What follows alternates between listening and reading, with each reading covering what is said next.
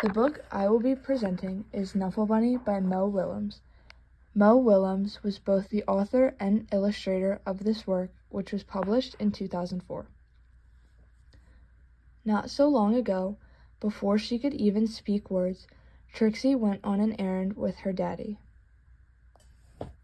Trixie and her daddy went down the block, through the park, past the school, and into the laundromat.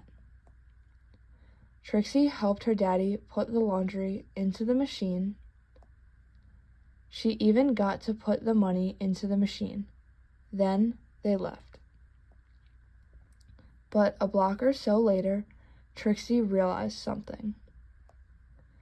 Trixie turned to her daddy and said, "Aggle, flaggle, clabble." "That's right," replied her daddy. "We're going home." "Aggle, flaggle, clabble," said Trixie again.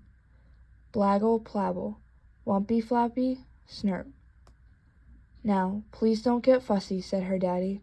Well, she had no choice. Trixie bawled. She went boneless. She did everything she could to show how unhappy she was. By the time they got home, her daddy was unhappy too. As soon as Trixie's mommy opened the door, she asked, "Where's Snuffle Bunny?" The whole family ran down the block, and they ran through the park. They zoomed past the school and into the laundromat. Trixie's daddy looked for Snuffle Bunny, and looked, and looked, and looked. But Snuffle Bunny was nowhere to be found. So, Trixie's daddy decided to look harder, until, "Snuffle Bunny." And those were the first words Trixie ever said. In this book, the pictures work with the text to tell the story through the emotions that the characters are feeling. In Snuffle Bunny, we see this ranging from the fear and sadness that Trixie feels when she realizes Snuffle Bunny is lost, to the frustration that her dad feels when he is struggling to understand what his daughter wants.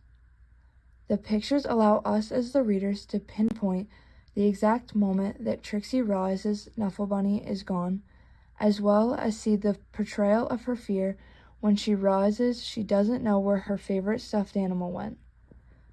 The pictures and illustrations also help the author to better communicate to the readers the emotions of the characters through facial expressions and body language. This typically comes into play where there isn't any dialogue or where a certain character isn't speaking. Being that Trixie is a little kid who hasn't learned to talk yet and only communicates through gibberish and babbling, the readers aren't able to use her dialogue to understand what she is saying, so the author uses pictures instead to help fill that gap. Pictures can also help bring context to pages that don't have dialogue, such as when Trixie and her parents are running back to the laundromat. On these pages, the characters' panicked expressions and hurried actions help the reader understand what isn't being said/communicated through text or dialogue. Various features, such as color selection, can play a huge role in the portrayal of a story. The colors on each page can help to set the mood, as well as convey the emotions of the characters. In this book specifically, the author has chosen a very interesting unique to his illustrations, choosing to have photographed black and white backgrounds with illustrated characters on top.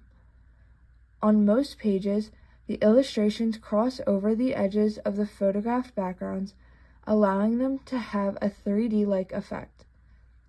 These choices made by the author help to draw the reader's focus to the characters and allow them to become the center of the attention. These decisions also help add to the overall experience of the book, as it makes it more pleasing and exciting for the readers to look at and enjoy.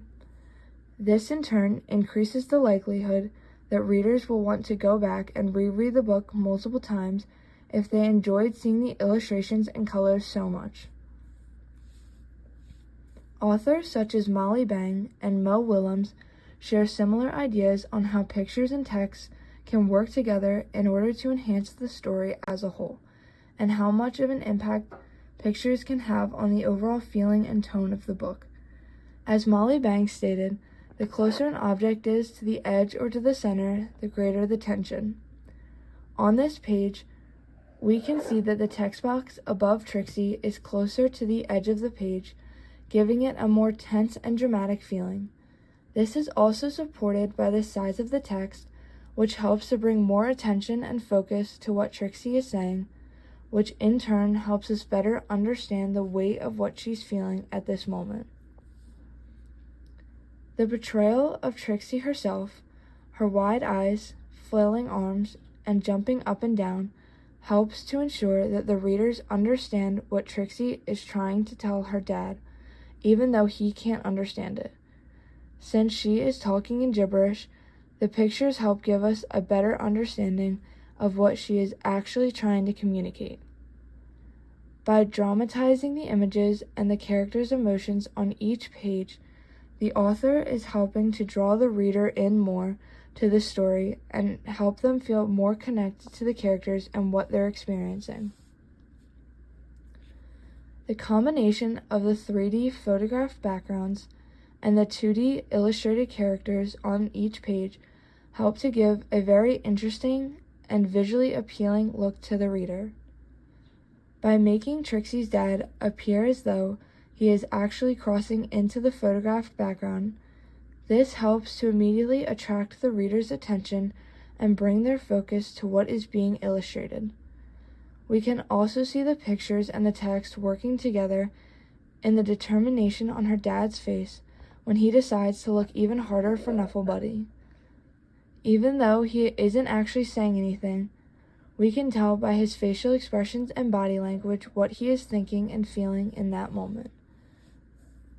Through the events that occur throughout this story, the author is able to connect both the text and the illustrations together in order to better enhance the reader's overall understanding and experience while reading. Mo Willems' strategies in combining illustrations and text allow readers to better emphasize with Trixie and the various emotions, both positive and negative, that she experiences and navigates throughout the book. This helps to better emphasize the importance of visual storytelling and how much of a role illustrations can play in the portrayal of a story.